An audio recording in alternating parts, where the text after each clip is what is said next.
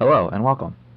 On behalf of the National Atmospheric Deposition Program, I'd like to thank you for joining us today as we walk you through this NADP training video highlighting the NCN sample changeout using the NCON bucket type collector. NADP protocol states that the procedures in this video should be performed at your site every Tuesday morning.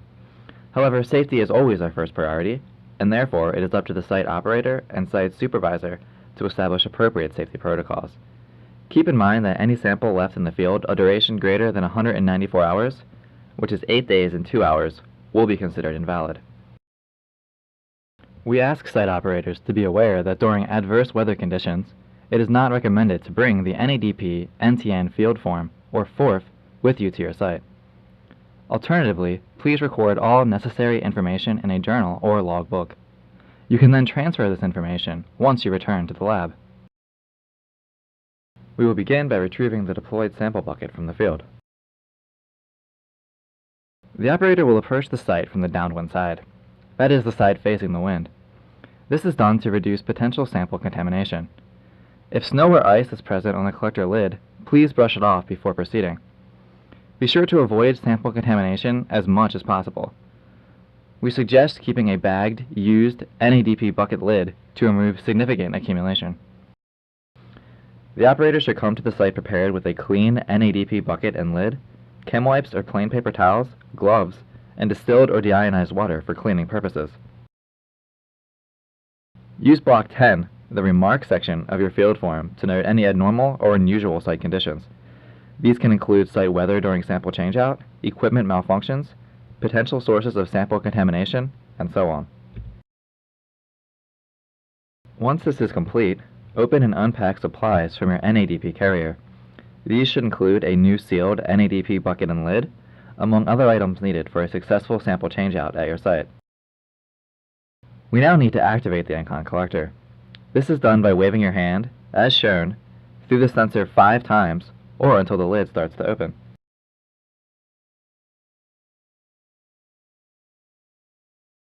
Once the lid is open halfway, you'll need to turn the power off to the collector. To do this, locate the power switch on the underside of the collector housing. It may be a toggle switch or require a key. As soon as you notice the entire bucket is free from the collector, go ahead and turn the power switch off to stop the collector from continuing to open. You now need to inspect the contents of the exposed bucket. Do this while remaining downwind and avoiding contact with the bucket, as shown here. Note any contamination you observe in the bucket in order to complete Block 5 of your field form. Remember to check all available boxes in either the yes or no columns. Additional comments should be written in Block 10, Remarks. While inspecting the contents of the bucket, do not touch the bucket or directly lean over the bucket. Doing so may lead to sample contamination from human hair, sweat, or even clothing fibers. To remove the old bucket, first locate and unzip the clean and sealed lid. Grasp the lid bag from the side opposite of the zipper. Now carefully pull the bag back over your hand and wrist until the lid is fully exposed and the seal side is facing downward. This will allow you to use the bag as a glove when placing the lid on the bucket. Securely and firmly place the lid over the open bucket using your bagged hand. Be sure not to touch the lip of the bucket or the underside of the lid with bare hands. Doing so may lead to additional sample contamination. Once the lid is in place, lift the sealed bucket from the holder and place it on a clean surface if available, keeping in mind that dirt and dust are difficult to remove from the bucket during the cleaning process. Use the bag and your hands to press down on the lid and ensure it is firmly sealed on the bucket. Once your sample is secure, record any necessary information needed to complete Block 3, Field Bucket, on the field form from the previous week. Include the off date and time for the sample bucket that you just collected. Note the time is expressed using a 24-hour clock. Once you've recorded the off time and secured your old sample, it is time to clean the collector before deploying a new sample. Gather your supplies consisting of chem wipes or paper towels. Non-print or color towels must be used, along with the ionized or distilled water. Be sure the new bucket remains sealed in the bag until the cleaning process is complete. Moisten a wipe or towel with the deionized or distilled water and begin to wipe down the equipment. Pay special attention to cleaning the underside of the lid seal. As demonstrated here, it helps to wipe the lid seal from both sides of the collector to ensure all dirt and dust is removed. While cleaning, note the condition of the lid seal pad and record any problems in Block 10, Remarks. Call the CAL and note on your field form if a replacement lid seal or other supplies are needed. Additionally, you'll need to wipe down the entire collector. This includes the tops and sides of the collector lid, the lid arms, the splash shield, and the bucket holder posts. Finally, remove any remaining debris or spider webs from the sensor and sensor arms, as shown in the video.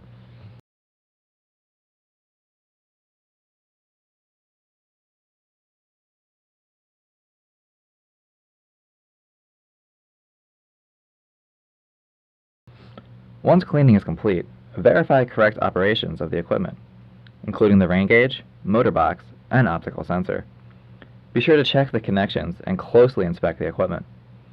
If you notice any issues, report them in Block 10, Remarks, on the field form, and if necessary, contact the CAL. Once this is done, record any additional information needed to complete Block 4, Site Operations, on the FORF.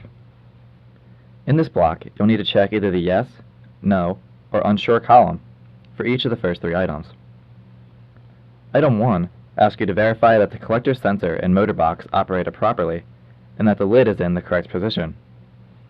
This should have been determined when you first activated the collector to retrieve the sample.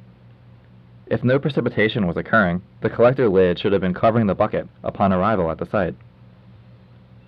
Item 2 asks you to verify that the rain gauge operated properly during the week. This can be determined by referring to either your Belford or electronic rain gauge chart. Item 3 asks you to verify if the collector opened and closed at least once during the sampling period, other than for testing purposes. Again, refer to either your Belford or electronic rain gauge chart for information on the frequency and duration of collector openings. If you need additional assistance, please contact the CAL. Finally, don't forget to indicate in Item 4 whether or not your rain gauge was in winter operation mode during the sampling period. Once the old bucket has been removed and the equipment cleaned and checked, you are ready to deploy the new sample bucket. NCN has buckets of different sizes, shown here. By default, the NCON collector is configured for the taller bucket. When a short bucket is used, washers must be placed on each of the 4 bucket posts to raise the height of the bucket. This will be discussed further later in the video. Meanwhile, record the necessary information needed to complete Blocks 1 and 2 on your FORF for the current week sample. These are Site and Observer, respectively. This includes writing down the name of your site ID, along with your name and initials. An example is shown here.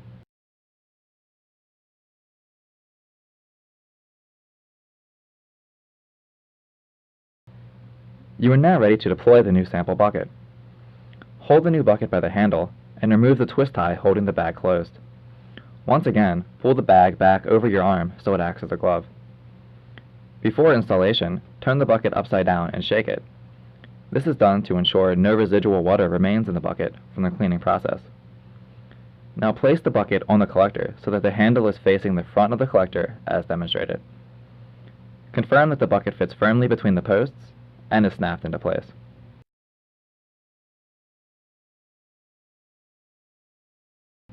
Locate the power switch, but this time switch the collector to on. The collector lid should begin to close. Record the date and time the sample bucket was placed on the collector for Block 3, Field Bucket, of the FORF for the current week. As the collector continues to close, verify that the lid seal fits snugly over the bucket. If there is a gap, it may be necessary to place plastic washers on bucket holder posts or adjust the collector lid arms. As always, contact the CAL if you need additional assistance with this step.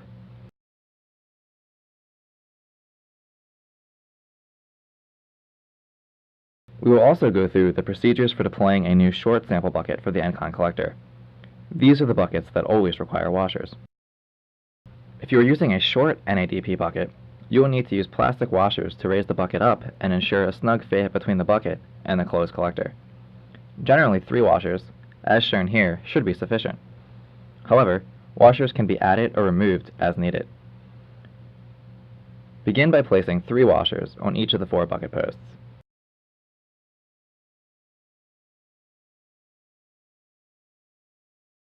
Once the washers have been placed, unwrap the bucket as before, by removing the twist tie holding the bag closed, and use the bag as a glove. Remember to turn the bucket upside down and shake it to get rid of any remaining rinse water. Place the bucket on the collector so that its handle is facing the front of the collector as demonstrated. Ensure that the bucket fits firmly between the posts, is resting on the washers, and is snapped into place. Switch the collector to on. The collector lid should begin to close. Regardless of what bucket you are using, don't forget to record the date and time that the sample bucket was placed on the collector for Block 3, field bucket, of the 4th for the current week.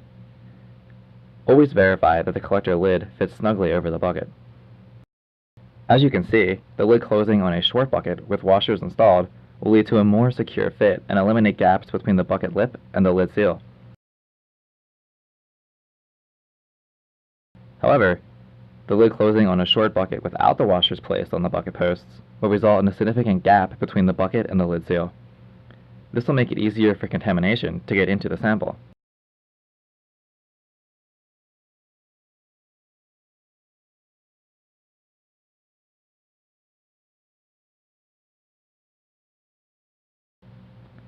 As the camera pans down, you can clearly see the gap that exists when no washers are installed on the bucket posts.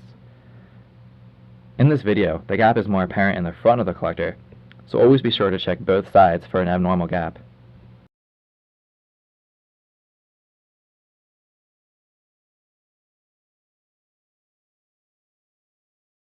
Once you have confirmed that the collector is operational and securely closed, you will need to place the sealed bucket containing last week's sample carefully into the plastic bag that the new bucket came from.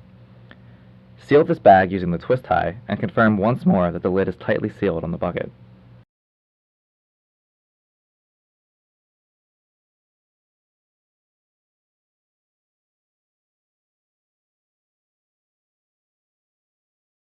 Using a Sharpie or marker, it is recommended to mark the bag with the date and time on and off of the sample, as well as any contamination contained within the sample.